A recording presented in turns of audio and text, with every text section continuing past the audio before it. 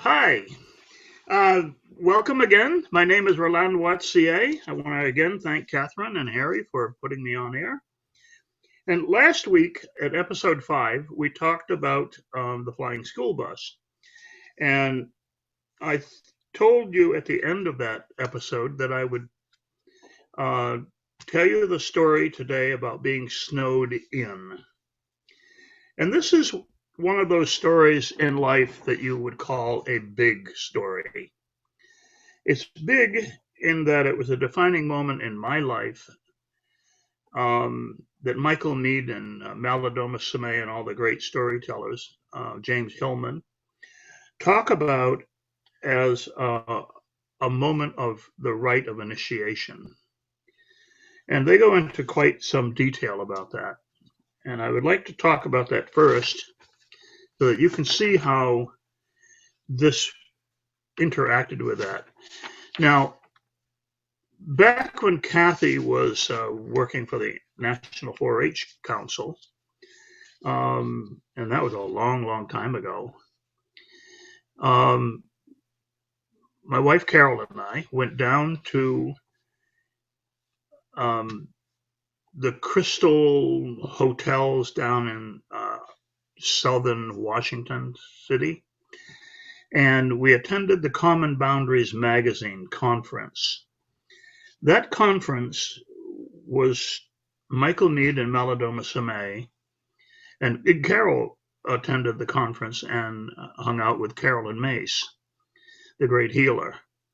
And the conference with Michael was about, I want to get the title exactly right, The Thresholds of Change, Finding Purpose and Inner Authority in Troubled Times. And also, it was about the rites of initiation and how that plays a big role in the life of a boy becoming a man. Images of Initiation is a wonderful collection of tapes that talks about that, and I'm going to hold that up just because I have such great respect for all three of these gentlemen. Images of Initiation. And there are guiding principles that have to do with whether or not an initiation has truly taken place. And from their point of view, and these three guys are perhaps the world's experts in this field. At least that's my assumption. And there are like 9 different characteristics for a true initiation to take place. And I'm not certain whether there are 9 characteristics in a female initiation, but in a male initiation, there are between 7 and 9. And they go sort of like this. And before I do that, a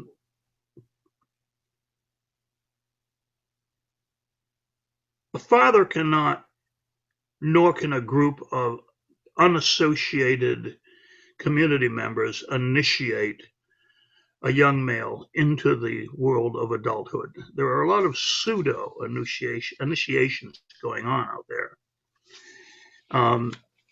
The elements that are necessary for a tribal initiation, and it has to be done in the context of a tribe, people that you grew up with and that fed you and that you were associated with for your entire life up until that point. And in many tribes, it's a bit younger than I was when this event occurred in my life. And I remember asking Michael why it was that I didn't seem to be as dramatically affected by Vietnam as a lot of the younger men who went there. Now, when I arrived there, I was 20 years old. So, in some sense of the word, I was an old man. Many of the, I'm hoping Carol picks that up. There are many, many times when I sort of lost my train of thought. I apologize. Incoming phone call. Um, there are many times in an initiation situation. Boy, I did lose my train of thought. I am really apologizing here. Next time I do this, I will take the phone off the hook. So the steps of initiation. I asked Michael, here we go. I asked Michael and Melodomer why it was I was not so affected by that, or at least I didn't think I was affected that deeply by it. And as it turns out, they said, well, something must have happened back in your life that prepared you for this in a really odd way. And I said, well, maybe it was the event that I'm about to talk to you about, being snowed in. And I described it, and Malidoma said, Malidoma is a Ranga medicine man from Africa. And he says, you may be the only white boy I've ever met who comes close to going through a true tribal initiation. And because of that experience, I was just a little bit more prepared for what occurred in Vietnam than younger men who had not gone through such an event. So the characteristics are, number one, separation, stepping into another world, a world completely unfamiliar to you. Now, Vietnam can be that as well. I suspect becoming a mother or a dad would do that to some extent. But there are all these different steps that are almost a prerequisite, and they all have to occur. Okay.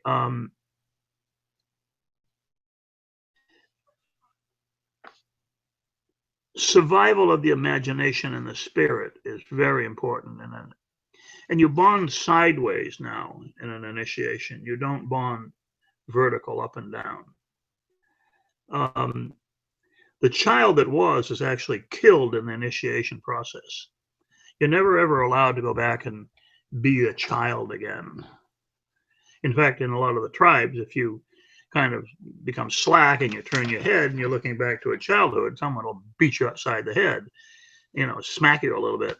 And I suspect that that's one of the reasons that I really duly love that NCIS program where Gibbs is always smacking the guy upside the head. Stop it. Stop being a kid, Not knowing where I am.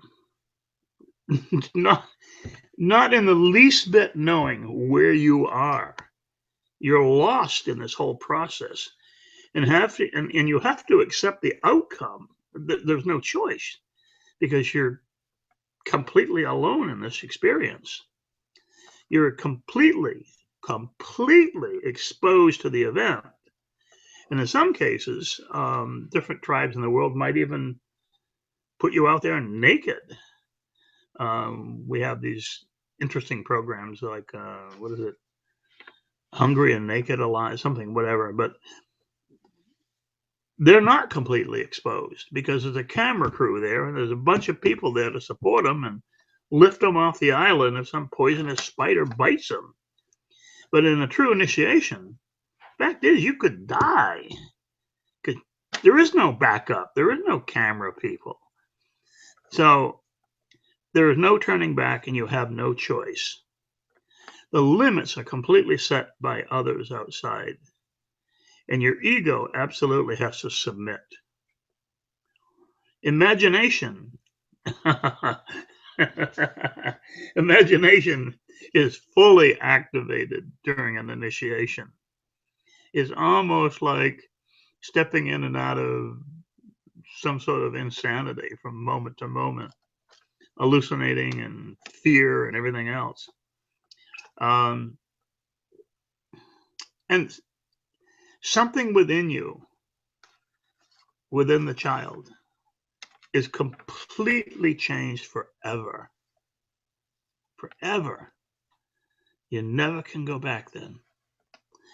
And then there are two that I can't quite make out from my notes because my God, they must be 25 years old, 30 years old. But the important thing is that when an event happens in your life in the present, like maybe um, helping to save a man's life a few weeks ago, 4 weeks ago, you return to that event, and fear and everything is left. In other words, you return to that event and in troubled times. So when you're in an event that would terrify the hell out of other people, you've been here before, and your reactions are completely different. And so those are some of the key points about an initiation. And I do think that Michael Meade, Meladomer, and James Hillman are probably some of the foremost authorities in this world on initiation, at least in this country. So the year was 1963. I'm a junior in high school, and I'm older than most kids because I stayed back in the 5th grade. And because of a birthday in November, my birthday is coming right up, November 23rd.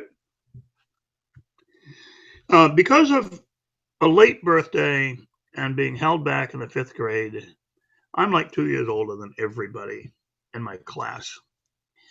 And I couldn't read because my dad was a military man and we were traveling all over the East Coast, and my imagination was certainly on fire. They're talking in school about seeing Dick jump and Jane bounce the ball and Spot doing something, and I'm on a ferry going out to Staten Island and seeing the Statue of Liberty, and this is in the 5th grade and the 4th grade and 3rd grade. I wanted to draw. I was an artist. This other stuff was not enlivening my imagination whatsoever. I was bored to crap. And so the punishment for that was, rather than trying to find some skillful way to teach this child to read, they made available at Prey Street Grammar School a broom closet that smelled like wax and wet mops and that type of thing. And 6 or 7 of us kids and a tutor would get into that space. And I think some of us actually had to sit on wax buckets because you couldn't get enough chairs in there. And we're going to make you learn how to read. That was the way it was going to be. Well, I read fairly well today, and I read copiously. I read a lot. But I remember that was the great shaming. Because when you left a class you were in and you walked down that hallway, that long hallway, and entered the broom closet, they called it dumb kids class. So for all the kids that are out there today, you have my heart. It will be okay. And you're the person the world has been waiting for. You really are. It's just, you know what they say, sometimes the first contact with grown-ups is when the child actually becomes dead. There's a killing of the imagination frequently when children of great imagination and great promise come in contact with certain adults. So as you can tell, even here on camera, I'm showing my wounding a little bit from the 4th and 5th grade, even though I've moved on from that so much, and I'm very pleased with who I am and all that. Your wound is your gift, as I have mentioned before. In fact, when they used to knight knights, they would put the sword, right on the shoulder here, and so that the knight wouldn't be a tyrant. Everybody thinks they put the sword flat like this. No. They would turn the sword up on edge, and drag it and cut that muscle up there. And then the king would bring the sword over here, and you knew what was coming next, didn't you? Right, he'd roll the sword over and cut that one. And you would have to heal from that and become strong from that and become powerful again so you could wield a sword and all of that. And the reason for it is sort of what the ancient Chinese used to do. When a king was born, or an emperor in China back in the ancient times, so that the child would not become a tyrant, they would sort of like break his foot or break a toe, give him a limp, give him some sort of a characteristic of all the peasantry and the people who are injured in the world. Because if they didn't, sure than hell, that person would become a tyrant. We see that all the time in our world today. People of great wealth and people who have never been injured, how can they understand compassion? They have no baseline to understand compassion. And so I'm so thankful that we're doing this because it allowed me to impart this information to my granddaughter and maybe another grandchild. And to another grandchild who may come along, I want to tell you, I would, even if I'm gone, I would love you and love you and love you. My dad made a tape to Catherine, and unfortunately, over time, I lost it. And he was saying to her just how much he loved her. And he stayed alive at the VA center until Kathy actually walked. And shortly after she walked, that was good. He could go now. And so, to Abby and to other children who may come along, you are loved. So, back in 1963, and if you look it up on the web, like I did last night, I did the research. In 2003, we had another gigantic snowstorm. 2013, that was on par with and equal the snowstorm of November in 1963. One of the deepest, most horrific snow events that Machias, East Machias, and the eastern townships of Maine has ever seen. The actual date was right around the 28th of November. Now, my birthday was on the 23rd, and we were up there for a week and a half, basically a week to a week and a half, hunting. And when we arrived up at T19 and the bus, we had people like, let's see, who was there? There was Mac and my brother David, Vincent Roussel, I think, Pearlie Latlip, my dad, Roland Watier Sr., and Clyde. We've mentioned Clyde before. And Clyde's job was to hold down the camp. He had enough body weight so he could just anchor the camp and continue drinking spirits. But he was also supposed to keep the stove going. Okay.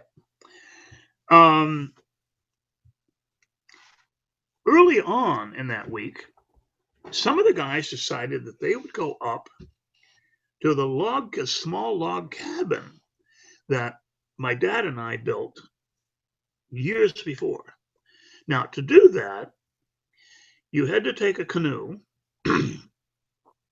and paddle all the way down the northern brook, around across the Great Heath, out past Mr. Thompson's camp, cross Round Pond, and go 2 to 3 miles up the Machias River. And the Machias River is a river to be respected. The interesting thing about the Machias River is when I was a boy, that was where I saw my first eagles, my first black bears, not first black bears, but black bears where I'm alone in the forest and there they are. And I actually created a story based on that I'll try to find and play for you next week.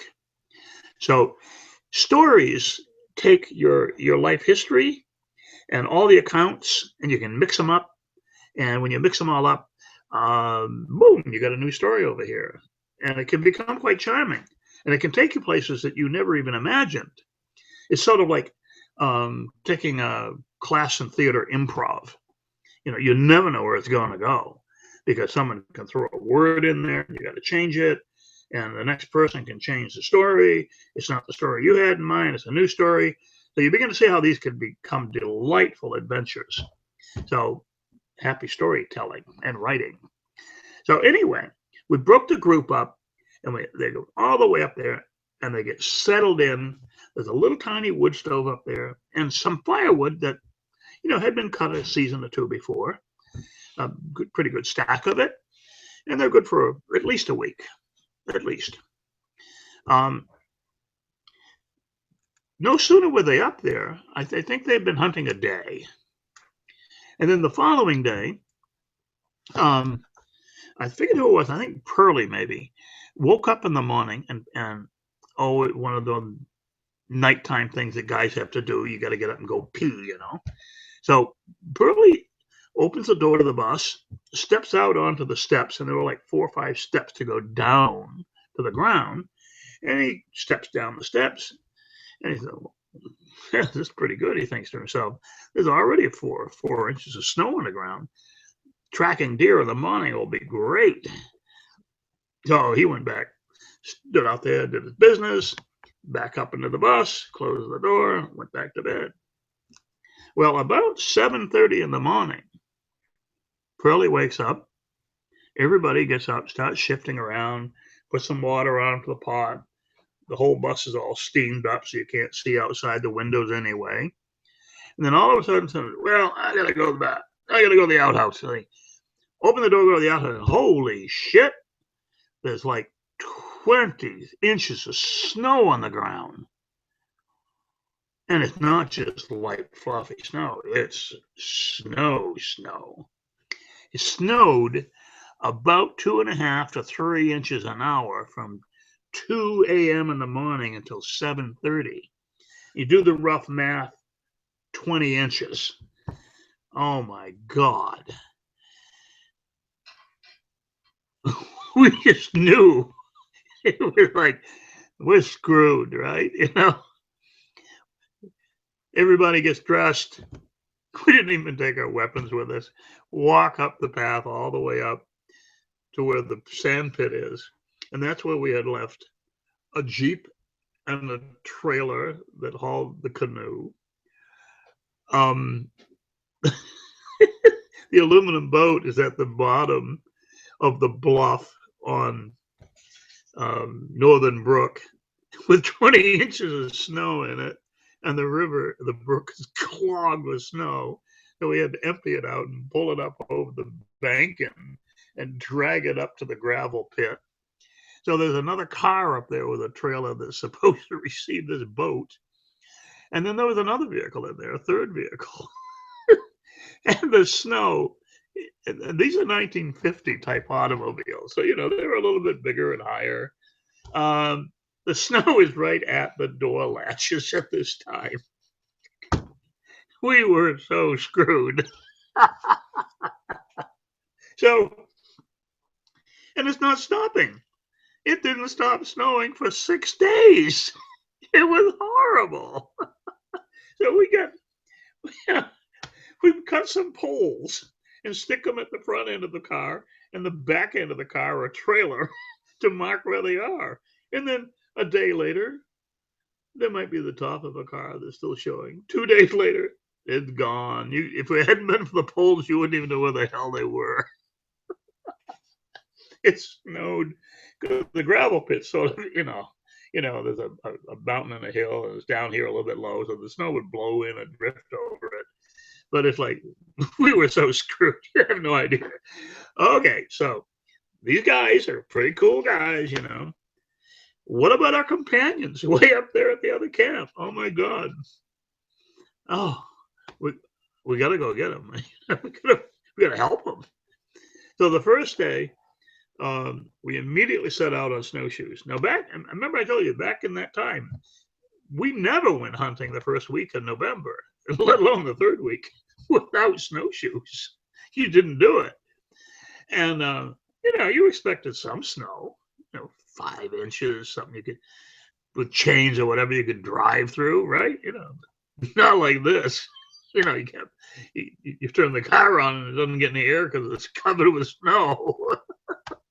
So anyway, we hike all the way up and we get to a spot that we think the landscape had changed completely. We hike through a cedar swamp down off the pinnacle and out into a great cedar bog along the northern edge of Round Pond, and then up that northern side of the Machias River. And we get to where we're pretty sure that the log cabin is over there. We holler and holler, and move up the river a little more and holler, and finally they get some response back. But see, these guys, they were inside the log cabin with 5 feet of snow on the roof, and it was like totally soundproof. But there was a little bit of smoke coming up because they had the fire going, And what was fortunate was that there was so much snow that a small amount of wood could heat that little tiny cabin. I mean, the cabin really was only like, I don't know, 6 feet wide and enough for 3 bunks, but 2 bunks were on the ground and another one kind of built up a little bit. So they had just enough wood for a certain amount of time. Let's put it that way. And the problem was time was running out. So anyway, we see a puff of smoke and we know we're there. And we holler and holler and holler. Finally, somebody came out apparently to get another stick of wood. And they hear us hollering, right? They make their way to the river. And you can't get across the river. There's so much snow had come down that this rapidly flowing river, the Machias, would not freeze. It's just insulated. And so we had to wait 4 or 5 days for the river to freeze. And the guy said, we shot a deer, we got meat, and we got this. We're running out of this, but we got water. Wood's the big deal because everything was covered with white, wet snow. And trying to get to it, the snow was neck deep.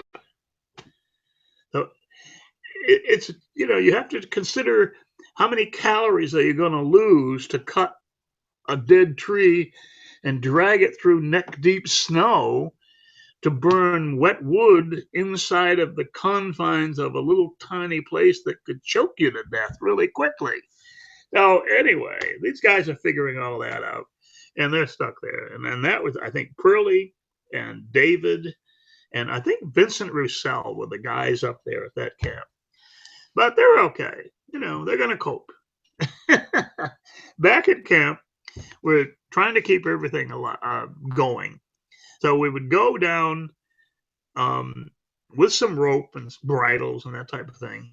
And it's sort of like the Native Americans had, the poles that you could stick in the ground, and we made a thing for it so you could drag them, And we're going to camps that are a mile away, 1.5 miles away, and we're stealing their gas bottles. So we got gas to cook with. And we're running out of firewood. In fact, someone said, well, we can cut up the shit house. It's like, oh my God, it was awful. Anyway, finally, we decide to go back up to the 3 of our companions on the other side of the Machias. And we get across. We throw a line across, and we pull the canoe back. And we figure we'll use a canoe to kind of, help get across. So we pull the canoe back and forth, and we get across. And there they are. Okay, so, and by now they're more than happy to leave the little cabin. So we decided to start down the Machias River. And hell, it must have 5 days have gone by, and it's been cold, really cold. So we start down the Machias, and we'll hook together here or two of them in the canoe. And they've already eaten one. It's gone. So we got a young deer, probably a 85, 90 pounder, and we got a pretty good sized doe. And they're in the canoe. And we put the guns in the canoe and stuff like that. And we're hooked together with a long rope like a dog sled. And we're going down the Machias, and sometimes we're not so smart. The heaviest guy in the bunch is Mac McPherson, and he's on point. And the whole river collapses, and Mac and the next guy go right into the river. And the river is like, it's sucking them under. And I'm like, oh shit, you know? So in a panic, we turn around and run like hell. And I remember myself running straight into the friggin' canoe and toppling over then scrambling up your feet and running more. Anyway, the two guys that are in the lead get popped up out of the wake of the water, back up onto the ice on our side. Well, we skirt around that, and they decide that the only way to survive is for them to run the extra 2 miles, 2.5 miles, all the way across the lake and up the tote road. And if they have to, they'll drop the deer, that young deer. They weren't going to try and pick both of them, but they're going to carry the young one. They would drop it and keep running and running and running. And now they're running on snow that has never been broken before. So this is a struggle. Half the time you're crawling, you're not running, you're just crawling because you get in neck deep snow. But the idea is to work up a sweat, work up a lather, run like bloody goddamn hell for the cabin, for the bus, which is miles away. And these two guys start running. And I think it was, I'm not sure, I think it was Pearlie and Mac that had to do that. And the thought was, well, God damn it, at least when they get there, Clyde will have kept. No. Clyde did not. Clyde's asleep on the bunk. The bus is colder than the hinges of hell. No, the hinges of hell are hot, but you know what I mean. It's like cold. Oh my God, it's cold. And they're in frozen clothing. It's frozen. It's freezing to their skin. It's so freaking cold. And they had a hard time getting out of their clothes because it was so, you get the fire going, they turned on the gas and the whole bit, and they made it, which goes to show you can survive some crazy stuff. Anyway, the rest of us get back to camp, and that night it's decided that we need somebody that can hike out about 30 miles cross country to get help from this contractor that the men knew about, who had a great big bulldozer, cable operated job. They didn't have hydraulics like we have today, but they were cables. And to hire him, even on a promissory note if need be, but they knew each other, to bulldoze all the way in to the camp, and then bring enough chain along to hook all the cars and trucks together, and trailers, cars, Jeep, and there was a truck. Yeah, there was a car, a Jeep, and a truck, and hook them all together and drag them if need be all the way back out to the airline Route 3. Well, looking at the map, I think it's like about 9 miles. I don't know. It seemed like 30 to all these years. So early in the morning, they decided that whoever would do it, it would be done. They'd leave early in the morning, and they would leave with provisions. And they had, this is the little butane bottles are about that tall, and you put a cap on them, and they got a burner. You can use a scratcher and so on. So they gave me that. Oh yeah, I gave it away. I'm sorry. I'm the one that's chosen to do this. Now, these guys are my heroes, okay? And they're all big and burly and all that. And I'm thinking, shit, why did one of them do this, No. They picked the kid that was 17 and a half, 18 years old to do this. And I know now why. Because even with long pickerel snowshoes. Now that's a different word for some of you folks, but you know, we got these aluminum snowshoes now, and to me they're just toys. You used to have bear paw snowshoes, and they were kind of big round things like this, and they were kind of cool snowshoes, but they were wide, so you always had your stance wide. Then they had the kind that came from a point, and they came up, and they went around like this and came back into a point. And that was what the kids see at the house here, because I've had my dad's and mine forever.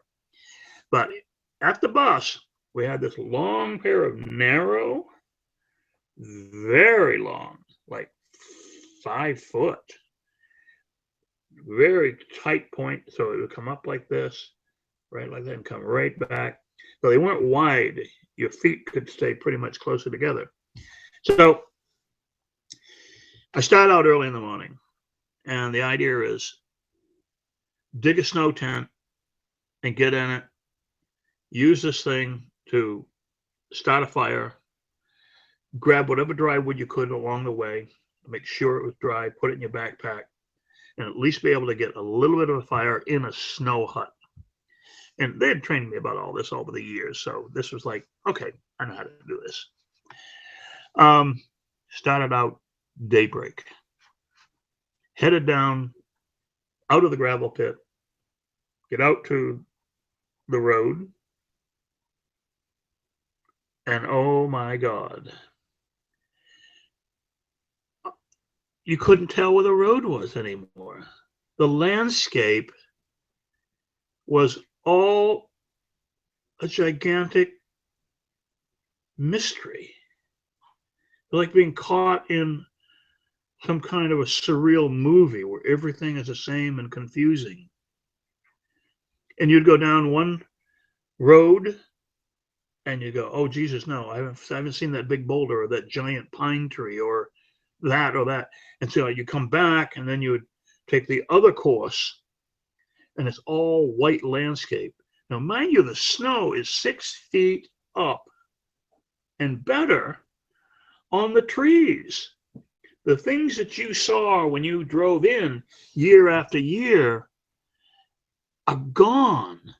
If you hadn't been looking at particular big trees and certain hills or something, and if you couldn't interpret that in your brain as the right course, you were screwed.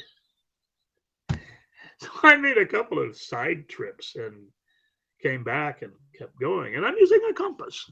I'm using a compass. I'm paying attention, because I had been confused for a day or two up there in that country before. I've never been lost. I have never been lost. I have spent a night and a day, or a day and a night and a day up there, confused, but never lost. But it wasn't snowing. Anyway,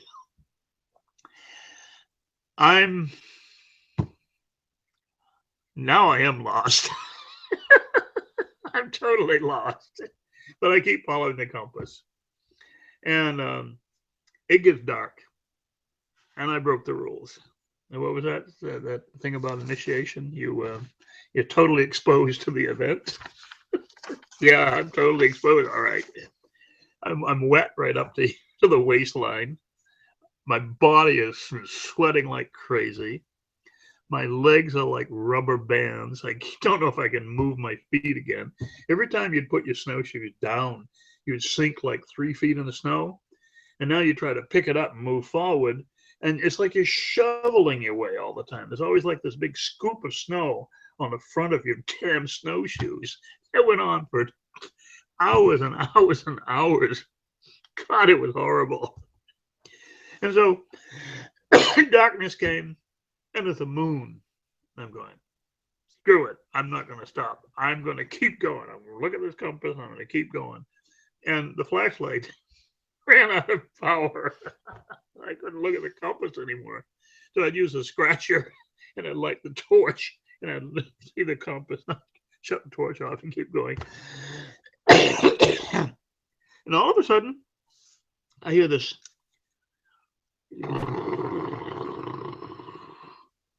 way the hell behind me.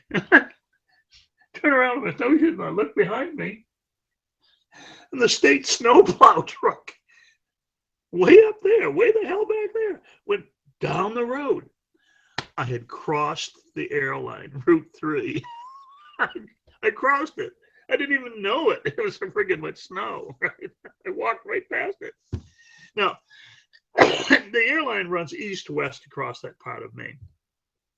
And if you cross the airline, your next place to visit is Quebec City, like 300 miles more. There's nothing, not a tote road. I mean, it's logging road, but it's like, that's it.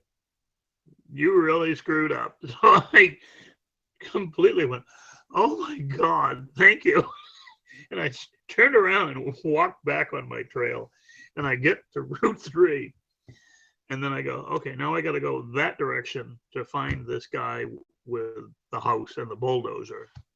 And I started walking and walking. And I finally, I could take my snowshoes off. That was a blessing. And I had a handgun with me, but I never used the damn thing.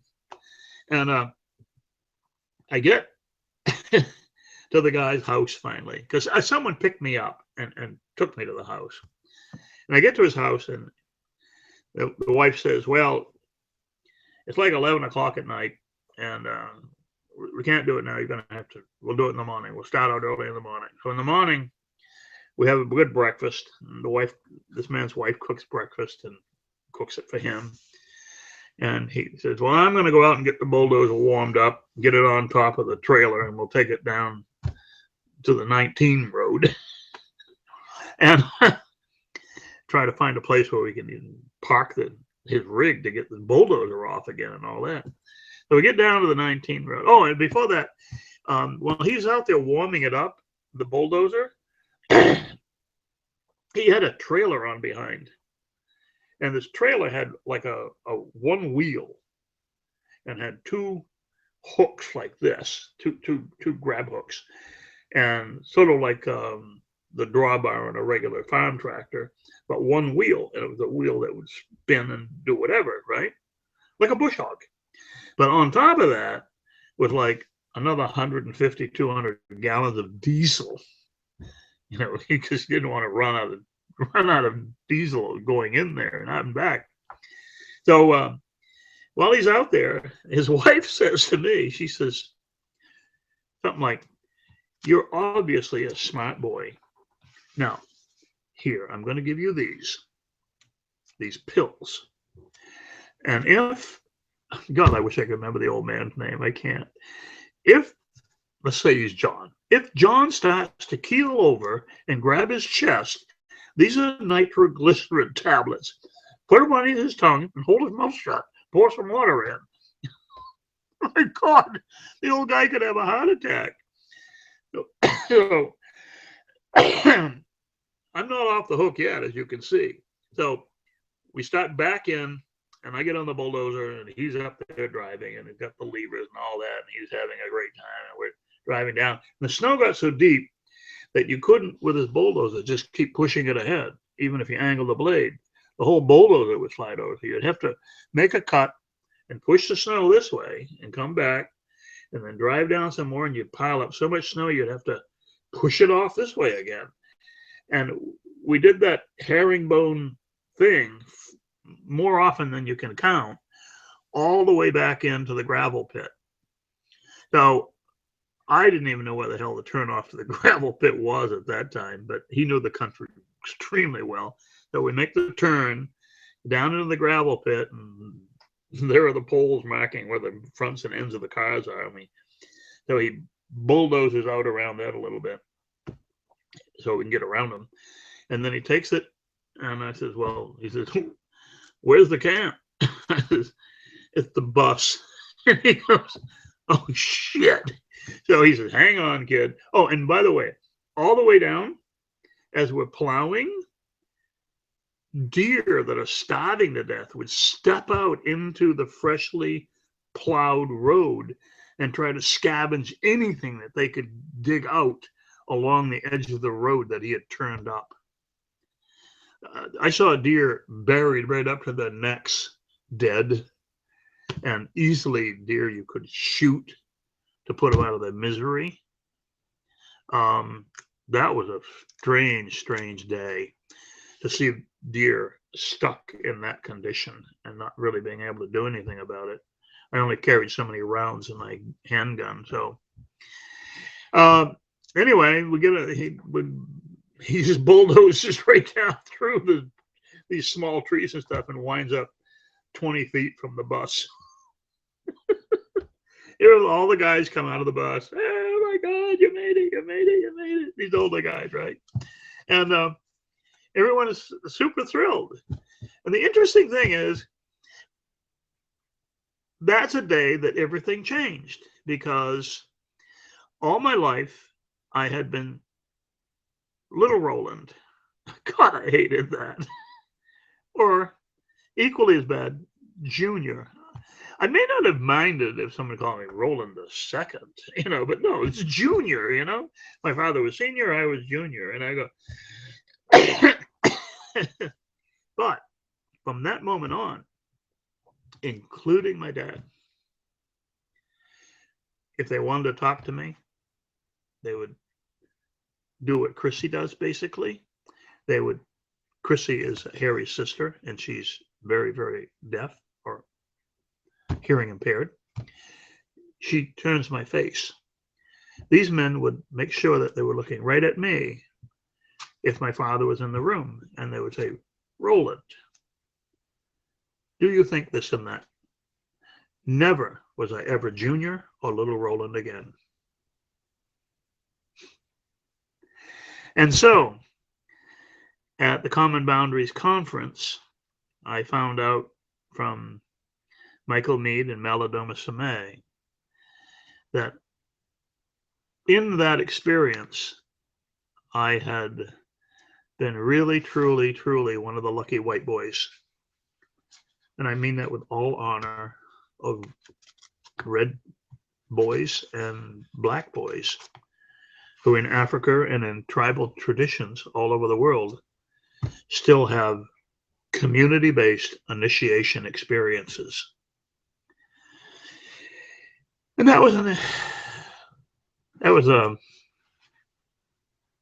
that's a big story, a story that's really dear to my heart. So I don't know what we're going to do next week. We'll have to let it be a surprise, I guess.